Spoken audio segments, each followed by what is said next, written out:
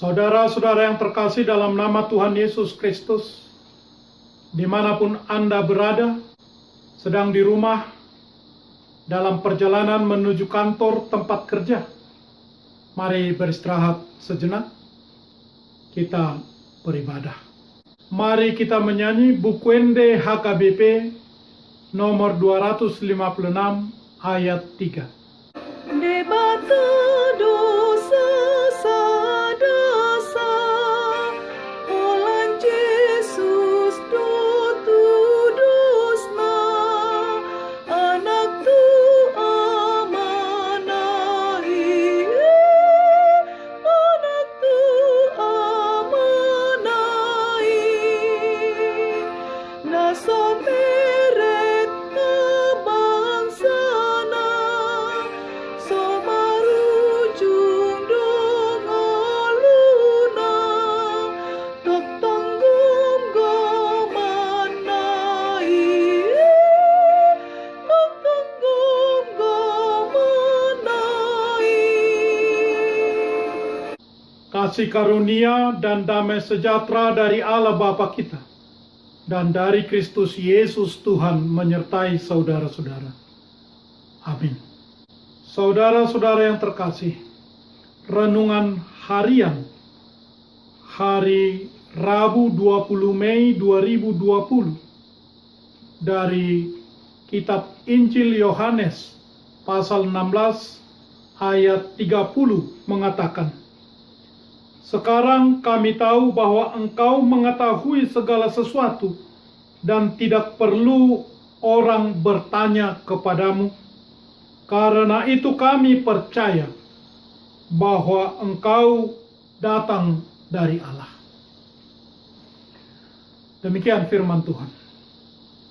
Saudara-saudara, seorang anggota jemaat yang sudah tua, sudah pensiun dengan baik dari pekerjaannya, datang kepada saya dan bercerita tentang hidupnya. Dia dibesarkan di sebuah desa di kaki Bukit Barisan di Pulau Sumatera. Sejak kecil sampai sekolah lanjutan atas, dia sudah biasa berjalan kaki dengan telanjang kaki, pergi ke sekolah dengan membawa perlengkapan belajarnya. Dia mengatakan bahwa dia dibesarkan di dalam kemiskinan, dan salah seorang temannya yang baik, yang dekat padanya, berkata kepadanya, "Nampaknya kamu akan sulit untuk berhasil di tengah kemiskinan seperti ini." Dan apa yang dikatakan oleh teman baikku itu betul. Lama saya menjadi gelandangan.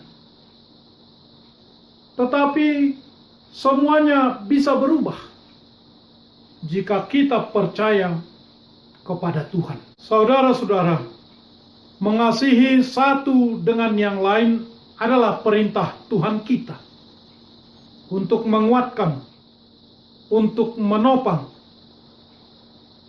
saling mengasihi. Itu adalah kehendak Tuhan. Dan tujuan setan si iblis adalah memecah belah, yaitu membuat satu dengan yang lain untuk saling membenci, untuk saling menyingkirkan. Sedangkan tujuan Allah di dalam Yesus Kristus adalah agar kita berdamai dan diperdamaikan oleh kasih-Nya, menjadi satu dengan Dia. Dan dalam nats ini, murid-murid mulai mengerti tujuan dari Tuhan Yesus tersebut, dan mereka mulai percaya bahwa Yesus adalah anak Allah demi tujuan tersebut. Saya membaca Wikipedia berbahasa Indonesia tentang Vladimir Lenin yang kuburannya di Red Square di Moskow. Tempat itu menjadi kunjungan banyak wisatawan yang berziarah ke sana.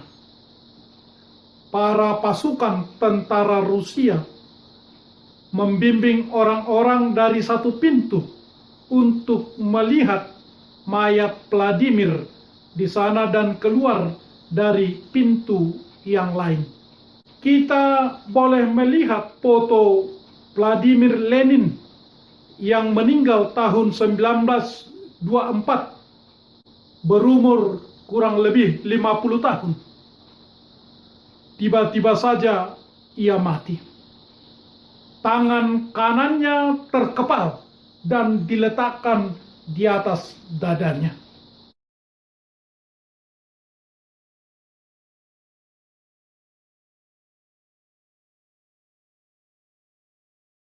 Saudara-saudara, dengan tangan kanan yang diletak di atas dada dan di kepal, ia selalu menabur kebencian, perang, revolusi, dan kematian. Berbeda dengan Tuhan Yesus kita, ia mati dengan tangannya terbuka, dipaku di kayu salib. Ia mati dengan tangannya terlentang untuk menyelamatkan orang yang terhilang. I am thirsty. A bowl was there, full of cheap wine. So a sponge was soaked in the wine, put on a stalk of hyssop. Saudara-saudara, Yesus menyatakan rekonsiliasi.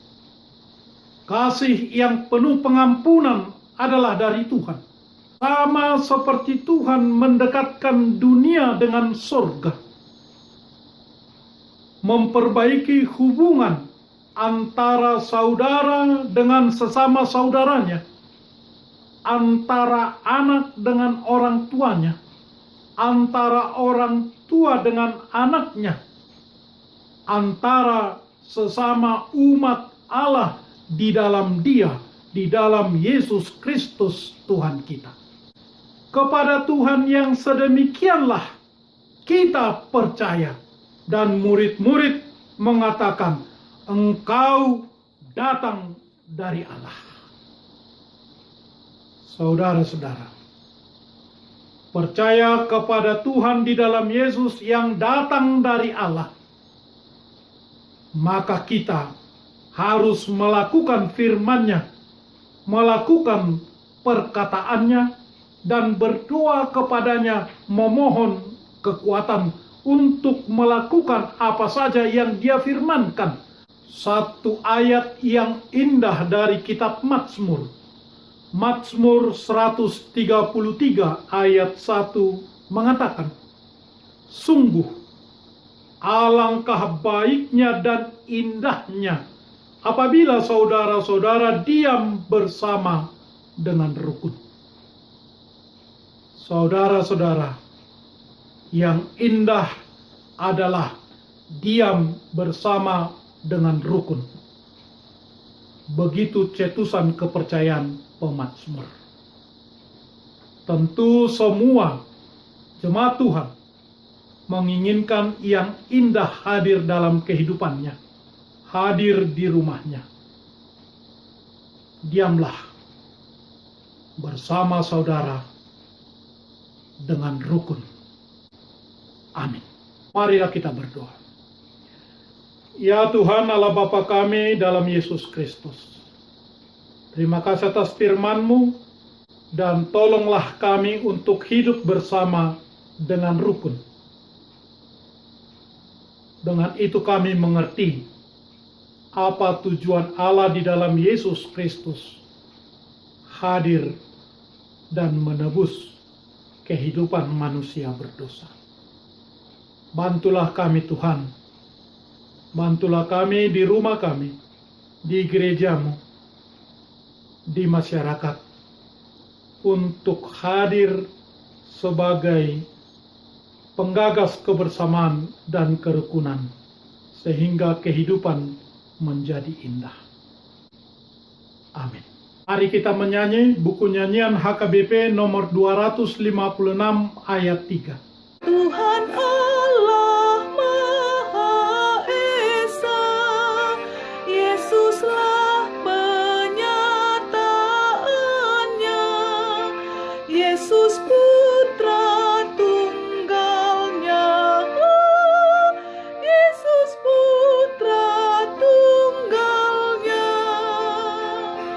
Dia hidup selamanya, kuasanya tak berubah, kekal kerajaannya,